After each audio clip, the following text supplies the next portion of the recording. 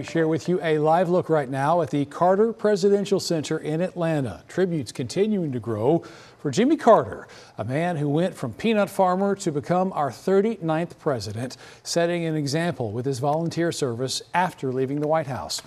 Mr. Carter died yesterday at the age of 100, and today we've got some confirmation that his funeral is set to be held on Thursday, January 9th at Washington National Cathedral. ABC's Morgan Norwood has the latest. Tributes are pouring in to honor former President Jimmy Carter. We may never see his like again.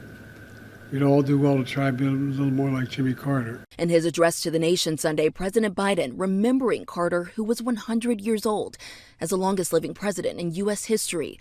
Biden and Carter sharing a friendship that spanned nearly 50 years. Millions of people all around the world, all over the world, feel they lost a friend as well, even though they never met him. And that's because Jimmy Carter lived a life measured not by words, but by his deeds. President-elect Trump writing that Carter did everything in his power to improve the lives of all Americans. For that, we all owe him a debt of gratitude. Former President Barack Obama stating, Carter taught all of us what it means to live a life of grace, dignity, justice, and service. And from former President George W. Bush, Carter was loyal to his family, his community, and his country. And the Clintons. He worked tirelessly for a better, fairer world. Carter's one term in office was defined by foreign policy. He brokered a historic peace deal between Israel and Egypt, which is still in effect.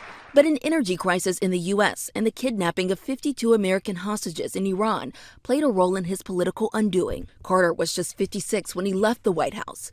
But in the more than 40 years since then, Carter and his wife Rosalind devoted themselves to humanitarian pursuits, both in the U.S. and around the world, with the former president winning the Nobel Peace Prize in 2002 in recognition of those efforts.